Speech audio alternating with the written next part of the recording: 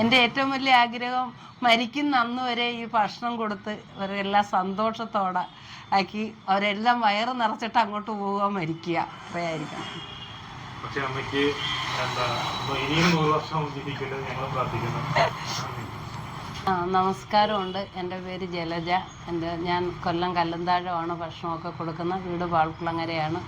അതിജീവനം എന്നുള്ള ഒരാളുടെ വിശപ്പ് മാറ്റുമല്ലേ മോനെ, അങ്ങനെ ഒരു പേര് വേണമെന്ന് കണ്ടപ്പോൾ അടുത്തൊരാൾ ഇതാണ് പറഞ്ഞു തന്നത്. അപ്പോൾ എനിക്കും അത് ഉൾക്കൊള്ളാം, എനിക്കും അത് ഇഷ്ടമാണെന്ന് തോന്നി, അങ്ങനെ അങ്ങ് ഇട്ടതാണ്.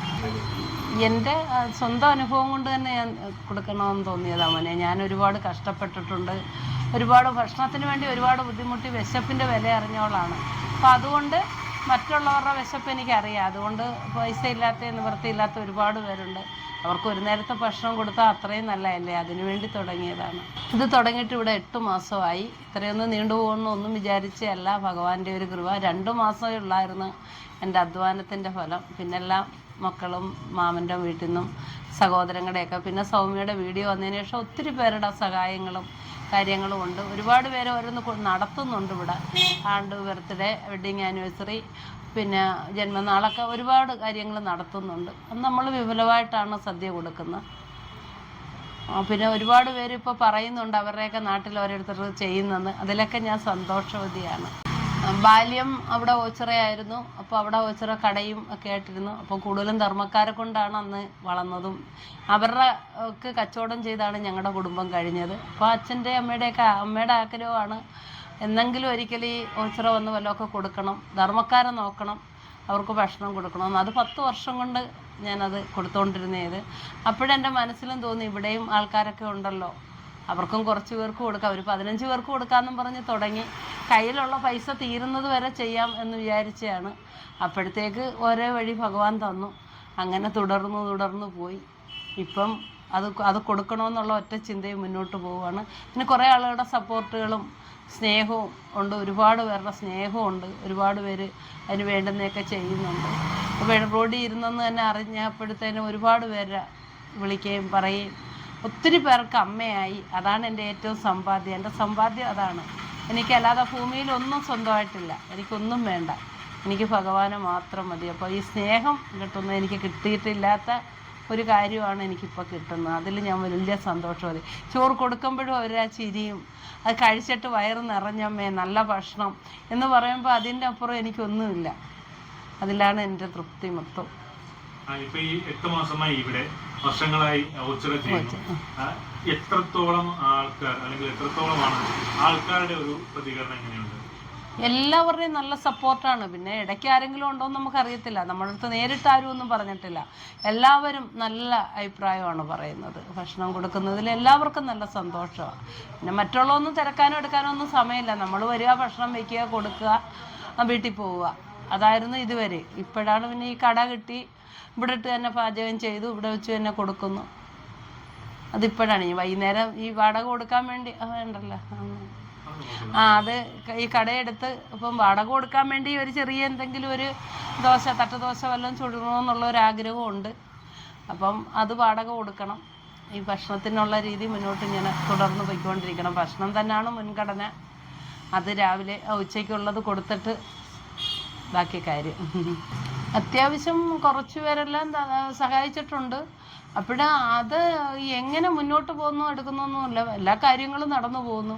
അരി തീരാറാകുമ്പോൾ അരി ആരെങ്കിലും കൊണ്ട് തരും, മലക്കറി ഇല്ലെന്ന് പറയുമ്പോൾ വിചാരിച്ചിരിക്കുമ്പോൾ ആരെങ്കിലും കൊണ്ട് തരും. അങ്ങനെ ഓരോ ദിവസത്തോടും കഴിഞ്ഞു പോകുന്നു. പിന്നെ ഒരു ദിവസം ഇല്ലെങ്കിൽ വാങ്ങിക്കാനുള്ള പൈസ നമ്മുടെ കാണും.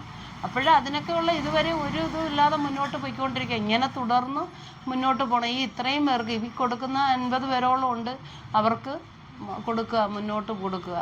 ഈ വീഡിയോ ഒക്കെ ഇടുമ്പോൾ ആൾക്കാർ കണ്ടുകൊണ്ട് അവരൊക്കെ നാട്ടിലൊക്കെ 10 പേർക്ക് വീതം കൊടുത്താൽ ആ വിശപ്പുള്ള കുറേ പേരുടെ മാറും, അവരെ കഷ്ടത മാറും. ഇപ്പം ജോലിക്കാർ പറയും ഇപ്പം 100 രൂപ കൊടുത്ത് ഉണ്ണാതെ ആ പൈസയ്ക്കും കൂടെ കുഞ്ഞുങ്ങൾക്ക് വല്ലതും വാങ്ങിച്ചുകൊണ്ട് പോകാമെന്ന്. അമ്മയുടെ ഇച്ചിരി ചോറ് ഞങ്ങൾക്ക് തന്നാൽ ഞങ്ങൾ ആ പൈസയ്ക്കും വീട്ടിലും എന്തെങ്കിലും വാങ്ങിച്ചിട്ടുണ്ടാകും. അപ്പോൾ ആ വീട്ടിലുള്ളവരും കഴിക്കുന്നില്ലേ, ആ പൈസ കൊണ്ടുവന്ന് സാധനം വാങ്ങിച്ച്. അപ്പോൾ അങ്ങനെയൊക്കെ കേൾക്കുമ്പോൾ വലിയ സന്തോഷമാണ്. അപ്പോൾ എല്ലാവരെയും വിളിച്ച് വിശന്ന് ആര് പോകുന്നവർക്ക് ആദ്യം വയ്യാത്തവർക്ക് മുൻഗണന. അത് കഴിയുമ്പം വന്നവർക്കെല്ലാം വിളിച്ചു കൊടുക്കും. പാത്രത്തിൽ തീരുന്നവരെ കൊടുത്തിരിക്കും. അത് എനിക്ക് എന്തോ ആ സമയത്ത് എന്തോ തോന്നും. വയ്യാതെ പോകുന്നവരെ കണ്ടാൽ അറിയാം, വിശന്ന് അങ്ങ് പൈസ ഇല്ലാത്തവരെ കാണുമ്പോൾ അറിയാം, അങ്ങനെയൊക്കെ പോകുന്നവരെ കാണുമ്പോൾ അറിയാം. അവരെ എനിക്ക് പെട്ടെന്ന് അവരെ മനസ്സിലാക്കാൻ ഭഗവാനൊരു ഇതുണ്ട്. അതെല്ലാം ഭഗവാന്റെ ശക്തിയാണ് മോനെ, എൻ്റെ ശക്തിയൊന്നുമല്ല. അപ്പോൾ ഞാൻ അതുകൊണ്ട് വിളിക്കുമ്പോൾ അവർ വന്നിട്ട് പറയും, അയ്യോ അമ്മേ ഞങ്ങൾ നല്ല വിശന്നാ വന്നത്, പൈസ ഇല്ലായിരുന്നു എന്ന് കേൾക്കുമ്പോൾ എനിക്ക് മനസ്സ് നിറയെ സന്തോഷവും സങ്കടവും ഒക്കെ വരും. അങ്ങനെ ആൾക്കാരുണ്ടല്ലോ ഇപ്പോൾ, എല്ലാവരെയും വിചാരം ആർക്കും പട്ടിണിയില്ല, ആരെയും വീട്ടിലൊന്നും ഇല്ലെന്ന്. എന്നാൽ അതൊക്കെ തെറ്റാണ്. ഒരുപാട് വീട് കഞ്ഞി വെക്കാത്ത വീടുണ്ട്. ഇവിടെ വന്നിട്ട് രാത്രി വരെ കൊണ്ടുപോകുന്ന ആൾക്കാരുണ്ട്. അവർ കഴിച്ചിട്ട് പറയും വീട്ടിൽ ചെന്ന് അല്ലെ ഭർത്താവ് വീട്ടിലുണ്ട്, ഇല്ലെങ്കിൽ മക്കൾക്ക് ആർക്കെങ്കിലും വേണം എന്ന് പറഞ്ഞ് പൊതിഞ്ഞ് വാങ്ങിച്ചുകൊണ്ട് പോകുന്നവരും ഉണ്ട്. അപ്പം വെക്കാൻ നിവൃത്തിയില്ലാത്ത ആൾക്കാർ ഇപ്പോഴും ഉണ്ട്. അപ്പോൾ എല്ലാ നാട്ടിലും ഉണ്ട്. അപ്പോൾ ഈ ഉള്ളവരൊക്കെ, ഒന്നുമില്ലാത്ത ഞാനിത് ഇങ്ങനെ ചെയ്യാമെങ്കിൽ ഉള്ളവരൊക്കെ ഒരു 10 പേർക്കെങ്കിലും കൊടുക്കണം. അതാണ് ഈ വീഡിയോ കാണുമ്പോൾ എല്ലാവരും ചെയ്യേണ്ടത്. അപ്പോഴേ ഈശ്വരൻ്റെ അനുഗ്രഹം അവർക്കെല്ലാം ഉണ്ടാകും. 10 പേർക്ക് അവർക്ക് കൊടുത്താൽ 100 പേരുടെ പൈസ അവർക്ക് ഭഗവാൻ കൊടുത്തിരിക്കും. എങ്ങനെ വേണോ ചെയ്യാം, അതൊക്കെ അവരവൻ്റെ ഇഷ്ടം. സാധനം വാങ്ങിച്ചോണ്ട് തന്നാലും മതി, പൈസ തന്നാലും മതി, എന്തോ അവരവരുടെ ഇഷ്ടം. അവർ തരുന്ന പൈസയ്ക്ക് നമ്മൾ വിപുലമായിട്ട് കൊടുത്തിരിക്കും. അതിന് കണക്കും കാര്യമൊന്നുമില്ല. അവരെന്ത് തരുന്നോ അന്ന് പരിപ്പ്, പപ്പടം, അവിയൽ, സാമ്പാർ, പായസം, അത്രയും കുട്ടി ആഹാരം കൊടുത്തിരിക്കും. അച്ചാറും ഒക്കെ കാണും. ഇത് വേണ്ടിയിരുന്നില്ല എന്ന് തോന്നി? അയ്യോ ഇല്ല, ഇത് കൊടുക്കണം, കുറെ കാലത്തിന് മുമ്പേ ഇത് തുടങ്ങേണ്ടതായിരുന്നു എന്നുള്ള മനസ്സാണ്. പക്ഷേ ഭഗവാൻ അതിന് സമയം തന്നത് ഇപ്പോഴാണ്. ഇതൊരു ജോലി, ഭഗവാൻ എന്നെ ഏൽപ്പിച്ച ഒരു ജോലി ഞാൻ ചെയ്യുന്നു, അത്രയേ ഉള്ളൂ. അതിൻ്റെ പ്രതിഫലം എല്ലാം ഭഗവാനാണ്. അതിന് കുറേ നല്ല മനുഷ്യരുണ്ട്, സ്നേഹമുണ്ട്, അതിലാണ് ഞാൻ സന്തോഷവതി.